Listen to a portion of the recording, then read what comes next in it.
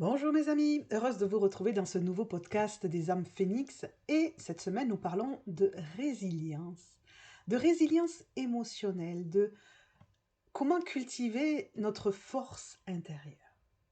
J'ai envie de te demander aujourd'hui comment tu réagis face aux tempêtes de la vie, face aux difficultés, aux épreuves, aux coups durs. Est-ce que tu te sens submergé ou est-ce que tu as cette capacité de te recentrer et est-ce que tu arrives à trouver en toi la force pour traverser ça et avancer? Ou est-ce qu'au contraire, tu te t'apitoies un peu sur ton sort et tu restes coincé dans cet état de encore moi, pourquoi toujours moi, je n'y arriverai jamais. Je parle aujourd'hui de résilience émotionnelle et ce que je veux souligner en premier, c'est que ce n'est pas un don inné que certains ont et d'autres n'ont pas. C'est vraiment une compétence qu'on peut développer avec le temps et la pratique. Alors oui, certaines personnes sont plus prédisposées à avoir cette résilience parce qu'ils ont vraiment une force intérieure présente. Mais on l'a tous. On l'a tous. Chaque âme qui s'incarne vient avec sa propre puissance intérieure. Sauf que, en fonction de nos histoires dans notre enfance, de nos vies passées, de tout ce que vous voulez, cette force, elle est plus ou moins facile d'accès. Mais justement, ce que vous allez avoir à vivre dans votre vie va vous amener à aller puiser à l'intérieur de vous, dans vos ressources, pour développer cette force.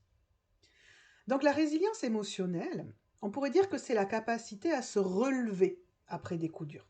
Vous voyez, de ne pas rester toute sa vie dans un état, presque un état dépressif, à subir les choses. C'est vraiment de se relever, à rester centré face à l'adversité et à transformer les défis en opportunités de croissance.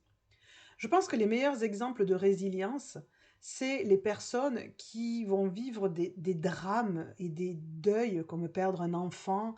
Je pense vraiment à celui-là en particulier, un viol, un attentat, enfin, vraiment des choses difficiles, même si plein d'autres choses sont difficiles dans notre vie. Et ces personnes-là qui rebondissent et presque on leur dit mais quand même, ça va avec tout ce qui t'est arrivé? Ben oui, ça va. Vous voyez, je rebondis. Je me relève et j'avance et je ne laisse pas cet épisode de ma vie, même s'il est douloureux, même s'il est dramatique, décider de ma vie et me garder dans l'incapacité, l'inaction et l'impuissance. Et vraiment, ce qui peut être difficile à cet endroit-là, c'est de penser que parce qu'on se relève, on est insensible. Genre quand même, t'as perdu un enfant, t'es pas triste? Bien sûr que si, je suis triste, mais ça va pas faire revenir l'enfant que j'ai perdu.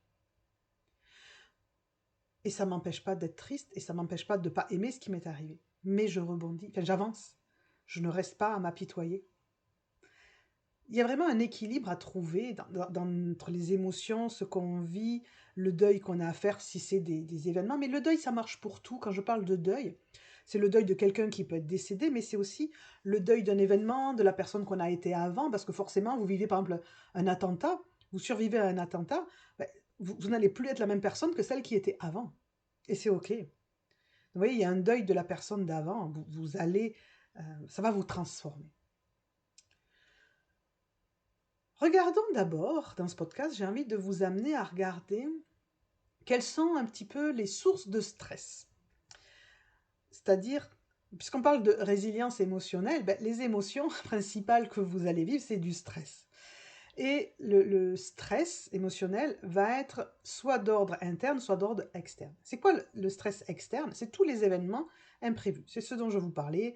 Un attentat, ça peut être des problèmes financiers, des ruptures, des deuils, des conflits, des accidents. euh, voilà, tout ce qui vous arrive dans la vie qui vient vous impacter, les difficultés de la vie. Donc ça, c'est facile à voir. Mais vous avez aussi le stress interne. Et là, ce sont vos propres pensées, vos croyances, les jugements que vous pouvez avoir sur vous, sur l'autre. Mais ça, c'est injuste, c'est pas normal, on ne devrait pas, comment peut-on permettre ça? Vous voyez, c'est toutes ces ruminations que l'on peut avoir à l'intérieur de soi qui vous créent du stress et qui, là, va être activé par des choses qui ne sont même pas là devant vous. Vous pouvez commencer avec un vrai stress externe, c'est-à-dire il vous arrive quelque chose, vous avez une rupture, Et après, vous avez un stress interne, c'est-à-dire vous avez des pensées qui entretiennent votre souffrance à cause de cette rupture. Mais je comprends pas pourquoi ça m'est arrivé et pourquoi moi, et il m'a trompé, et c'est injuste, et si je l'avais su plus tôt, et si machin, et je suis en colère après lui. Et vous voyez, et vous pensez, alors que la rupture est déjà consommée peut-être depuis plusieurs mois, vous avez encore du stress interne à cause de vos pensées. Et souvent, le plus difficile dans cette résilience est de dépasser ces pensées-là que l'on a. Parce que c'est elles qui vous maintiennent dans la souffrance. L'événement, il est passé, il est terminé. Vous voyez? Et c'est nos pensées qui nous maintiennent dans la souffrance. Comprenez que pour réussir cette résilience, vous devez commencer par prendre conscience de ce stress que vous vivez, de ces pensées qui vous maintiennent dans la souffrance. Vous ne pouvez pas gérer quelque chose dont vous n'avez pas conscience, que vous ne voyez pas. Donc posez-vous des questions du genre, est-ce qu'il y a des choses qui me stressent au quotidien? Est-ce qu'il y a des pensées, des croyances qui reviennent souvent et qui me font me sentir mal? C'est quoi mes émotions, les plus habituelles? Est-ce que j'ai plutôt peur? Est-ce que je suis en colère? Est-ce que je suis triste? Est-ce que c'est de la frustration? Est-ce que c'est de l'anxiété? Dans quoi est-ce que je suis? Est-ce que je vis des crises de panique? À cause de quoi? De quoi j'ai peur derrière? Vous voyez, d'essayer d'aller identifier. Ça, c'est de l'introspection, d'essayer de vous comprendre, pour comprendre ces émotions, pour pouvoir agir et donc être dans cette résilience. Parce que le problème, si vous ne gérez pas ça, c'est que cela va impacter votre corps, avec des crises d'angoisse, d'anxiété, avec de la fatigue, avec de l'irritabilité, de l'isolement, de la dépression. Vous voyez, c'est comme si tout ce stress s'accumulait comme une corde qui se tend, et comme elle n'est jamais relâchée, ça finit par casser. Et quand ça casse en vous, ben vous tombez dans un état dans lequel ça sera de plus en plus difficile de ressortir et d'aller chercher cette force intérieure. Parce que vous avez bien conscience, si ce n'est pour vous, pour les personnes de votre entourage, que vous ne pouvez forcer personne à sortir d'un état dans lequel il est. Peut-être qu'autour de vous, vous avez des gens qui sont en dépression, et vous aurez beau essayer de les motiver et tout ça, si la personne d'elle-même ne veut pas en sortir, vous aurez beau la tirer vers le haut, vous n'allez pas y arriver. Parce que ça doit venir de cette force intérieure. Là, on parle de vous. Dans ce podcast, je vous parle à vous. Vous avez forcément des endroits où vous avez du mal à traverser certaines épreuves. Vous ne pouvez pas attendre que les autres le fassent à votre place. C'est à vous d'aller chercher en vous la force de vous en sortir. Donc imaginons un coup dur, une petite période de crise. Que faire? Que faire? Une petite crise de panique, un petit stress, voilà, vous voyez, oula, financièrement, je vais pas passer la fin du mois, je perds mon boulot, mon chéri veut se séparer, il vient de me tromper, j'apprends qu'il m'a trompé, enfin voilà, broup, un truc qui monte comme ça. La première chose à faire, c'est de ne surtout prendre aucune décision quand vous êtes dans la crise. Il faut faire une pause. Il faut faire une pause dans les actions, parce que la colère et cette énergie-là n'est jamais bonne conseillère. Donc vous devez faire une pause pour revenir à vous, pour laisser le temps à l'émotion de passer avant d'agir, pour pouvoir avoir une réaction consciente et non pas une réaction réagissante, on pourrait dire, qui serait contrôlée par vos émotions, par la peur, par la colère, par les angoisses, etc. Donc, un moment de recul pour juste digérer l'information, digérer l'événement. D'accord? Digérer le truc. Pour pouvoir avoir l'esprit qui s'éclaire. Prenez une boule à neige. Quand vous secouez la boule à neige, c'est un peu dans cet état-là que vous êtes pendant la crise. Et vous voyez que c'est tout, c'est plein de neige, c'est le brouillard, quoi. Laissez poser le temps que toute la neige se redépose pour retrouver la clarté à l'intérieur de vous. Ce qui peut vous aider là-dedans pour redescendre, c'est la respiration. Une respiration consciente, qui va être par exemple avec des temps de j'inspire, je bloque, j'expire, je bloque. J'inspire, je bloque, j'expire, je bloque. Votre mental va vouloir vous garder dans les pensées.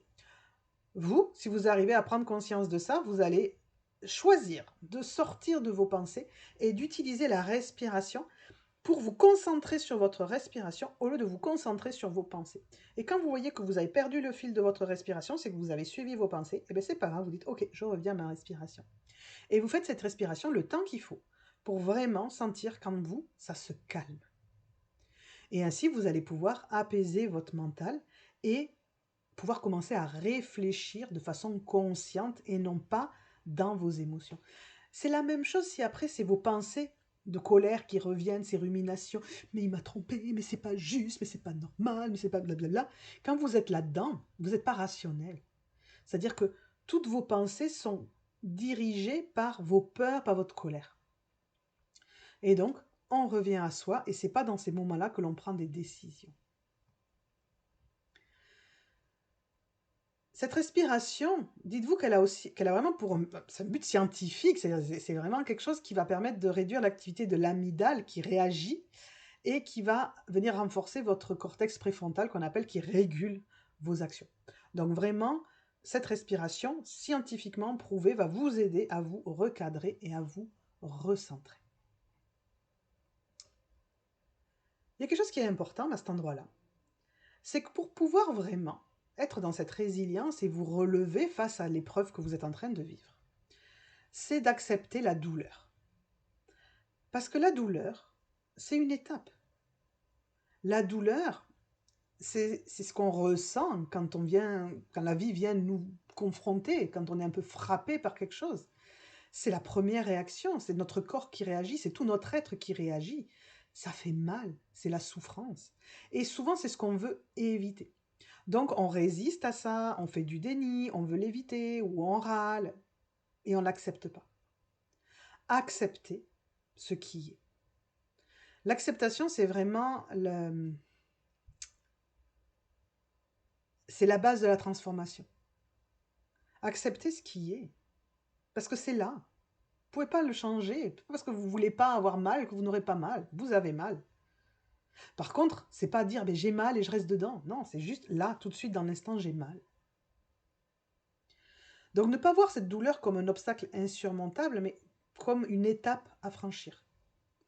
Et si elle dure longtemps, dites-vous que c'est parce que vous l'entretenez, avec des pensées de souffrance. Parce que dans votre corps, ça passe. C'est vos pensées qui vont réactiver à chaque fois la même douleur. Donc ça va être à vous d'aller constater que vous entretenez ça avec vos pensées. Parce que la situation, elle est déjà passée. Ce qui va pouvoir vous aider, c'est de trouver du sens à travers les épreuves que vous vivez. Dites-vous déjà que l'univers ne nous envoie aucune épreuve que l'on ne peut surmonter. Vous voyez, c'est comme si vous vivez des trucs hyper durs, c'est que vous aviez décidé en tant qu'âme que vous étiez capable de vivre ça et que vous aviez des choses à apprendre de ça. Ça fait un peu bizarre à dire, mais c'est vous qui avez choisi le niveau de difficulté de vos épreuves. Des fois, on en rigole avec mon chéri. Avec mon jumeau, parce qu'on est dans un parcours flamme jumelle, on en rigole de dire mais putain, toi t'as choisi un parcours, t'avais envie de morfler quoi. Ah ben oui, hein, pourquoi une petite pichenette je l'aurais pas senti, j'avais besoin de vraiment prendre des grosses baffes pour entendre les choses. Alors que d'autres personnes, juste des petites pichenettes, ça leur suffit pour entendre et comprendre. Donc ça va vraiment dépendre de chacun et il ne faut pas se comparer au parcours des autres. C'est votre choix d'âme, d'incarnation, certaines épreuves. Voyez. Et donc comprendre que tout ce qui vous arrive a un sens et a pour but de vous aider à vous découvrir, à vous aimer davantage, à vous permettre d'accepter des parts de vous, de puiser votre force en vous. Par contre, vous pouvez aussi traverser des épreuves sans rien apprendre et donc vous étonnez pas si l'épreuve revient. Des fois vous dites ah mais je vis toujours la même chose. Ben oui, c'est que vous n'avez pas appris la leçon de cette épreuve-là. Donc elle se répète. L'objectif, c'est d'aller aussi apprendre à chercher ces fameuses ressources internes, votre force intérieure. Tout le monde l'a, mais tout le monde ne sait pas comment la mobiliser. Et donc, ça va être vraiment de sentir que vous pouvez, que vous êtes capable. Donc là, ça peut être du travail sur la confiance en soi. Là, c'est vraiment la partie où si vous ne vous sentez pas de le faire seul, ben là, il faut aller chercher des ressources externes et donc des personnes qui peuvent être des proches, des amis, mais aussi des professionnels comme moi avec des consultations pour vous aider à passer un cap, à aller chercher. J'ai fait ça encore hier en consultation On a vraiment, trouvé des pistes concrètes dans la matière pour aller chercher cette force et transformer une situation pour aller chercher cette résilience. Mais la suite, beh, ça va être la personne à la mettre en place. C'est pas moi qui vais le faire à sa place, c'est sa force. Nous, ensemble, on a trouvé un chemin, mais ça va être à la personne de marcher ce chemin. Je suis plus là pour lui tenir la main, mais je suis là derrière s'il a besoin. Vous voyez le truc? Donc ça, c'est des choses qu'on peut faire en consulte et qui vraiment peuvent avoir des résultats si vous êtes prêt à le faire. Un dernier point que j'ai envie de souligner, c'est le temps et la patience. Se relever d'une épreuve, ça peut prendre du temps. Et que c'est normal que ce soit difficile. C'est normal parfois qu'on replonge. C'est normal d'avoir des moments de faiblesse. Le but est de ne pas s'identifier à ça et s'enfermer dedans. C'est de dire, ok, là c'est difficile, mais j'avance. Et de voir tous les petits pas qu'on fait. Et de voir tous les jours où on va mieux et de pas voir uniquement quand ça va pas et qu'on replonge. Ah ben aujourd'hui ça va pas, c'est pas grave. Il y a des jours comme ça, mais je suis en train d'avancer, je suis en train de guérir. Parce que c'est vraiment un tremplin pour de la transformation. L'épreuve, c'est vraiment la forge où l'on renforce son caractère. J'aime bien cette phrase. Vous êtes en train de vous forger votre capacité à être dans cette résilience et à utiliser vos ressources personnelles et votre force personnelle.